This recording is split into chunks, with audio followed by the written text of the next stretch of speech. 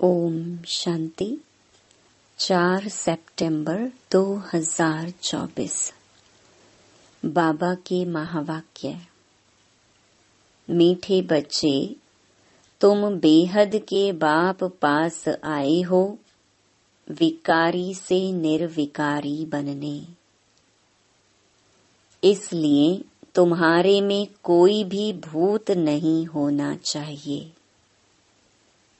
प्रश्न: बाप अभी तुम्हें ऐसी कौन सी पढ़ाई पढ़ाते हैं जो सारे कल्प में नहीं पढ़ाई जाती?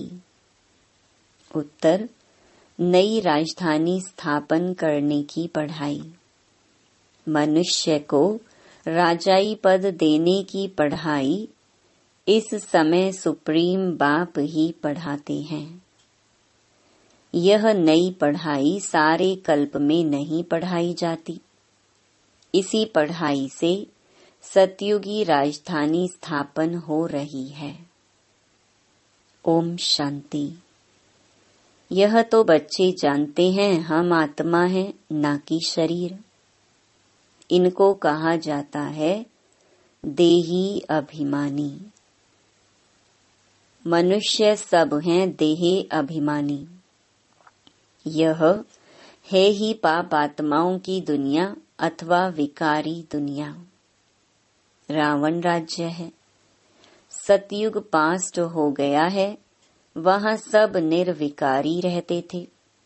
बच्चे जानते हैं हम ही पवित्र देवी देवता थे जो 84 जन्मों के बाद फिर पतित बने हैं। भारत ही अविनाशी खंड गाया हुआ है। जब भारत में लक्ष्मी नारायण का राज्य था, तब इसे नई दुनिया, नया भारत कहा जाता था। अभी है पुरानी दुनिया, पुराना भारत। वह तो संपूर्ण निर्विकारी थे, कोई विकार नहीं थे। वह देवताएं ही 84 जन्म ले अभी पतित बने हैं।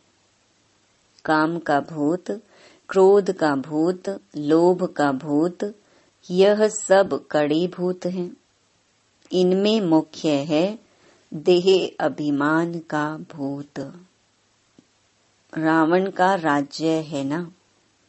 यह रावण है भारत का आधा कल्प का दुश्मन।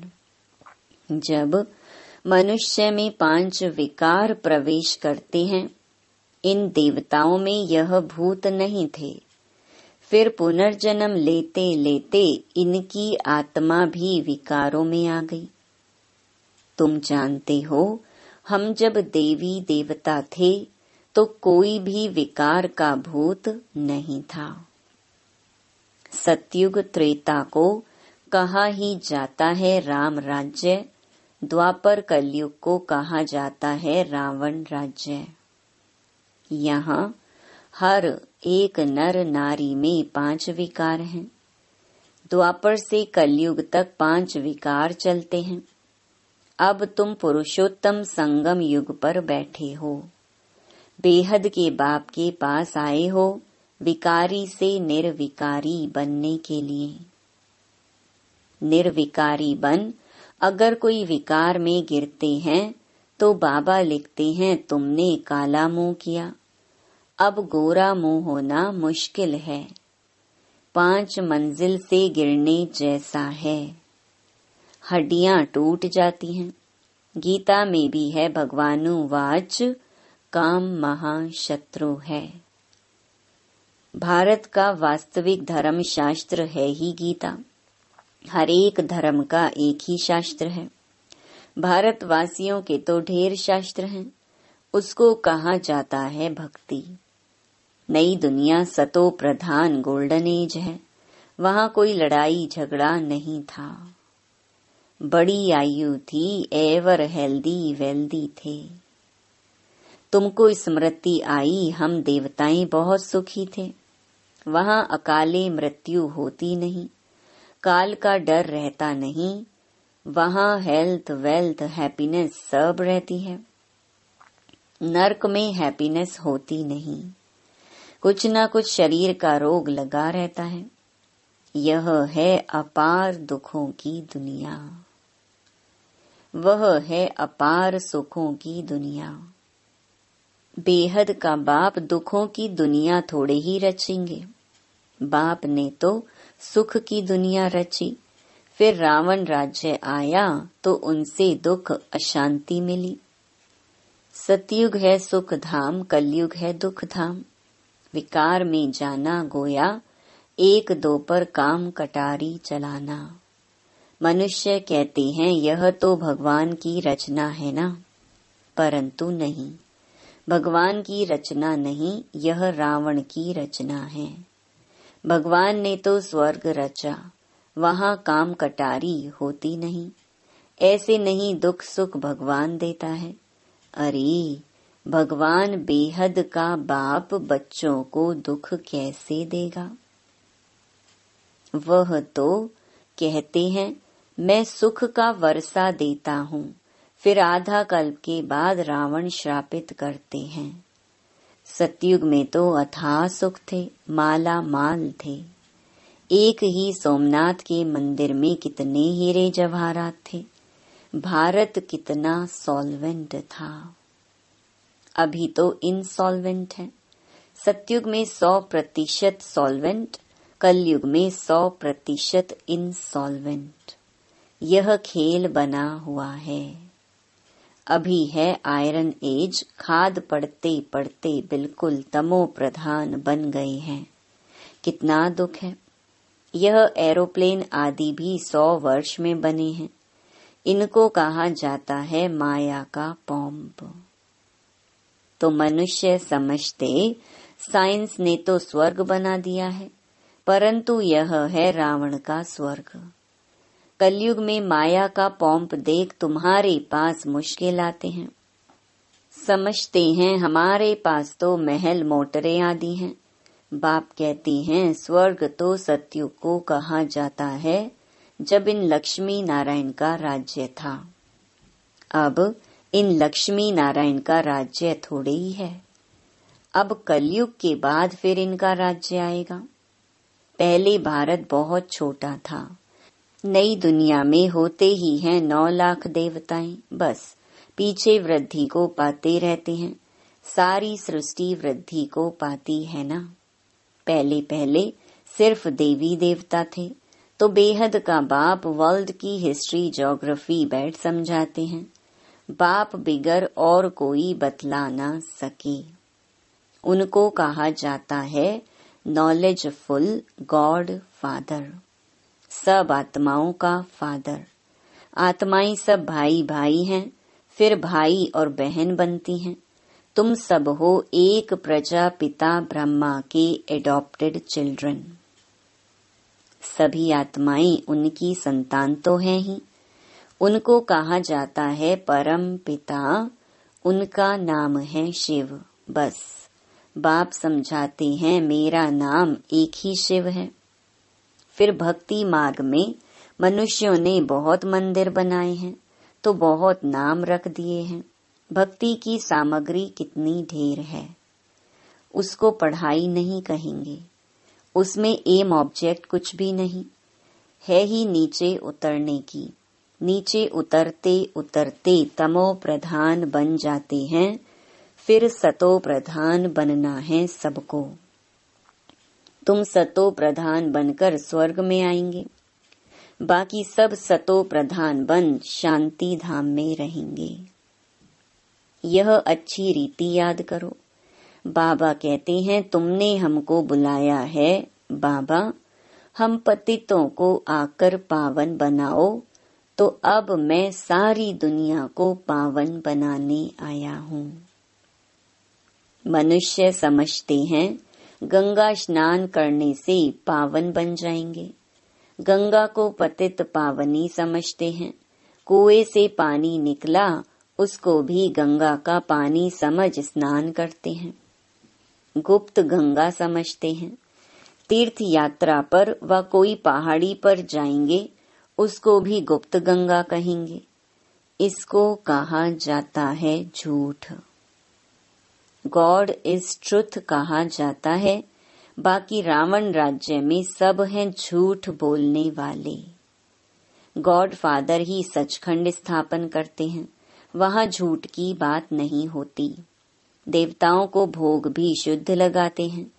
अभी तो है आसुरी राज्य, सत्युग त्रेता में है ईश्वरीय राज्य जो अब स्थापन हो रहा है। ईश्वर ही आकर सबको पावन बनाते हैं। देवताओं में कोई विकार होता नहीं। यथा राजा रानी तथा प्रजा सब पवित्र होते हैं। यहाँ सब हैं पापी, कामी, क्रोधी। नई दुनिया को स्वर्ग और इसको नर्क कहा जाता है। नर्क को स्वर्ग बाप के सिवाय कोई बना ना सके। यहाँ सब हैं नर्कवासी पतित। सतयुग में है पावन। वहाँ ऐसे नहीं कहेंगे कि हम पतित से पावन होने के लिए स्नान करने जाते हैं। यह वैरायटी मनुष्य सृष्टि रूपी झाड़ है। बीज रूप है भगवान, वही रचना रचते हैं। पहले पहले रचते हैं देवी देवताओं को, फिर वृद्धि को पाते पाते इतने धर्म हो जाते हैं। पहले एक धर्म एक राज्य था, सुख ही सुख था। मनुष्य चाहते भी हैं विश्व में शांति हो, वह अभी तुम स्थापन कर रहे हो। बाकी सब खत्म हो जाएंगे, बाकी थोड़े रहेंगे।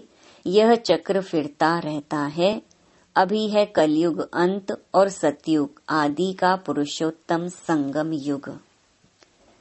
इसको कहा जाता है कल्याणकारी पुरुषोत्तम संगम युग।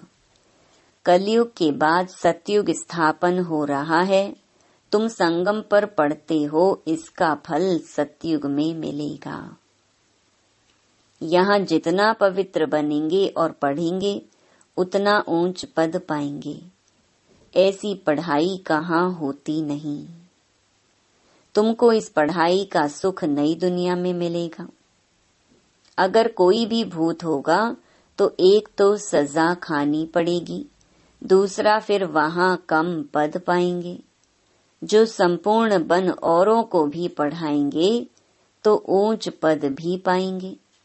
कितने सेंटर्स हैं, लाखों सेंटर्स हो जाएंगे।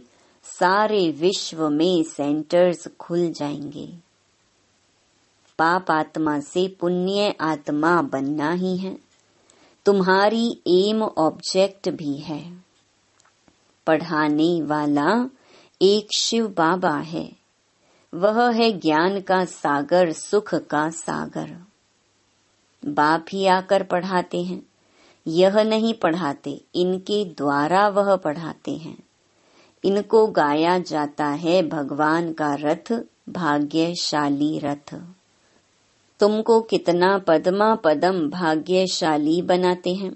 तुम बहुत साहूकार बनते हो, कभी भी बीमार नहीं पड़ते। हेल्थ, वेल्थ, हैप्पीनेस सब मिल जाता है। यहाँ भल धन है परंतु बीमारियां आदि हैं। वह हैप्पीनेस रह न सके, कुछ न कुछ दुख रहता है।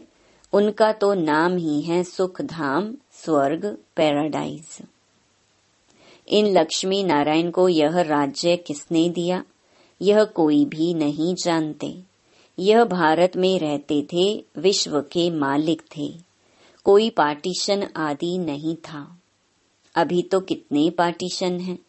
रावण राज्य है, कितने टुकड़े टुकड़े हो गए हैं, लड़ते रहते हैं। वहाँ तो सारे भारत में इन देवी देवताओं का राज्य था। वहाँ वजीर आदि होते नहीं। यहाँ तो वजीर देखो कितने हैं, क्योंकि बेअकल हैं।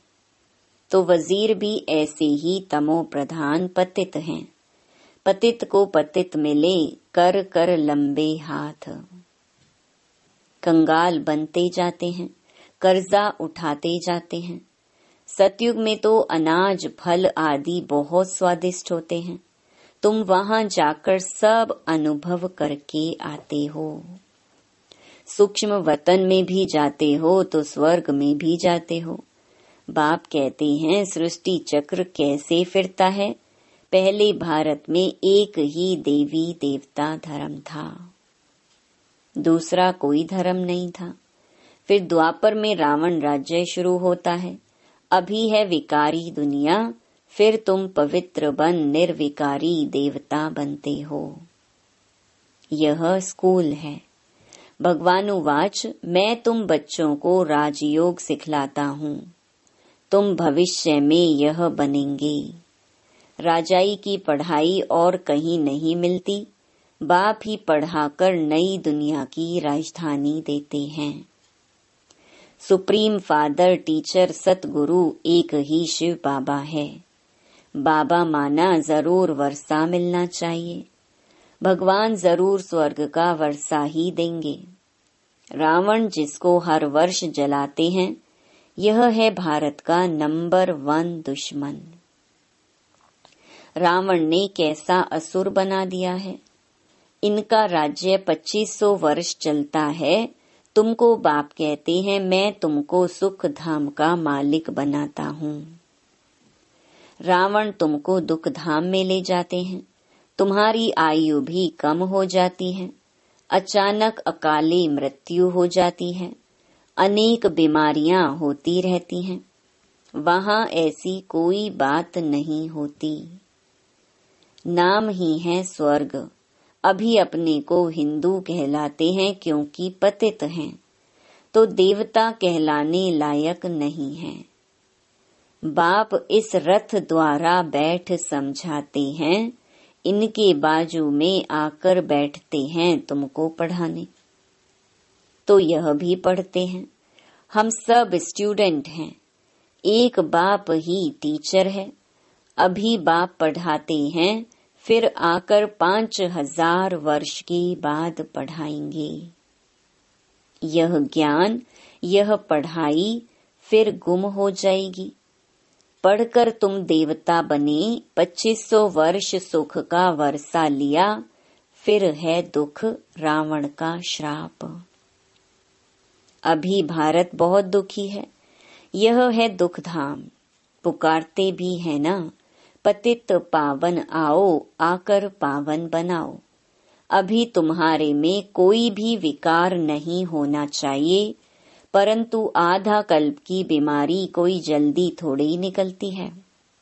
उस पढ़ाई में भी जो अच्छी रीति नहीं पढ़ते हैं वह फेल होते हैं। जो पास विद ऑनर होते हैं वह तो स्कॉलरशिप लेते हैं। तुम्हारे में भी जो अच्छी रीति पवित्र बन फिर दूसरों को बनाते हैं, तो यह प्राइज लेते हैं। माला होती ही है 8 की, वह है पास विद ऑनर। फिर 108 की माला भी होती है, वह माला भी सिमरी जाती है। मनुष्य इसका रहस्य थोड़े ही समझते हैं। माला में ऊपर है फूल, फिर होता है डबल दाना मेरू। स्त्री और पुरुष दोनों पवित्र बनते हैं। यह पवित्र थे ना, स्वर्गवासी कहलाते थे। यही आत्मा फिर पुनर्जन्म लेते लेते अब पतित बन गई है। फिर यहाँ से पवित्र बन पावन दुनिया में जाएंगे। वर्ल्ड की हिस्ट्री ज्योग्राफी रिपीट होती है ना। विकारी राजाएं निर्विकारी राजाओं के मंदिर आदि बनाकर उन्हों को पूजते हैं। वही फिर पूज्य से पुजारी बन जाते हैं। विकारी बनने से फिर वह लाइट का ताज भी नहीं रहता है। यह खेल बना हुआ है। यह है बेहद का वंडरफुल ड्रामा। पहले एक ही धर्म होता है जिसको राम राज्य कहा जाता है। फिर और धर्म वाले आते हैं। यह सृष्टि का चक्र कैसे फिरता रहता है, सो एक बाप ही समझा सकते हैं। भगवान तो एक ही है। अच्छा, मीठे मीठे सिकिलधे बच्चों प्रति मात पिता बाप दादा का याद प्यार और गुड मॉर्निंग। रूहानी बाप की रूहानी बच्चों को नमस्ते। धारणा के लिए मुख्य सार।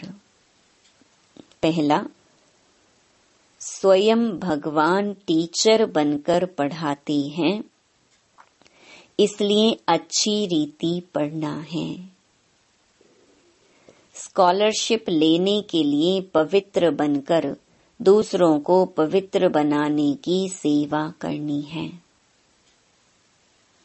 दूसरा, अंदर में काम क्रोध आदि के जो भी भूत प्रवेश हैं, उन्हें निकालना है। एम ऑब्जेक्ट को सामने रखकर पुरुषार्थ करना है। वरदान, माया की छाया से निकल याद की छत्र छाया में रहने वाले बेफिक्र बादशाह भव। जो सदा बाप के याद की छत्र छाया के नीचे रहते हैं, वो स्वयं को सदा सेफ अनुभव करते हैं। माया की छाया से बचने का साधन है बाप की छत्र छाया। छत्र छाया में रहने वाले सदा बेफिक्र बादशाह होंगे। अगर कोई फिक्र है तो खुशी गुम हो जाती है।